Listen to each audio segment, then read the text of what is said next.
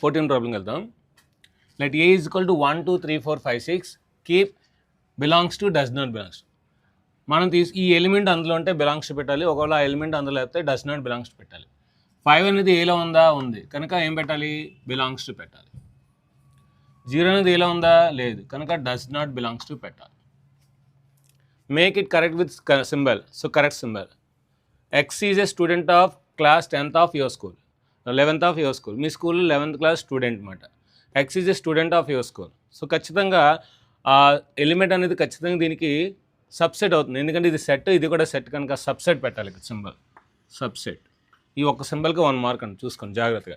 Epsilon మనకి ఏంటంటే ఈ సింబల్ పెట్టే బిలాంగ్స్ టు పెడితే రాంగ్ అయిపోతుంది, సబ్సెట్ పెట్టాలి. Write the set in the set builder form. Set builder form రాయాలి.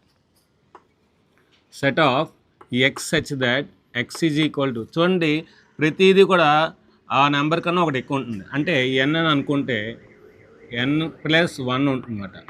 మరి ఇక్కడ n అనేది ఏంటి? Natural number. So n belongs to natural number. మరి ఎక్కడెక్కడ నుండి తీసుకోవాలి n అనేది? 1 ≤ n ≤ 6 తీసుకోవాలి. చూడండి 1 పెడితే మనకి 1/2 వస్తుంది, 2 పెడితే అలాగా 1 2 3 4 5 6. చాలామంది 7 పెట్టేస్తారు, 7 అవసరం లేదండి, 6 + 1 7 వస్తుంది. సో కనుక ఇలా రాస్తే మనకు 1 మార్క్ వస్తుంది. So 1 mark questions direct answer రాసినా ప్రాబ్లం లేదు, మీరు అంత స్టేట్మెంట్స్ ఏం అవసరం లేదు. సో దీని యొక్క స్క్రీన్ షాట్ తీసుకొని 17 ప్రాబ్లం కోసం కింద లింక్ని క్లిక్ చేయండి.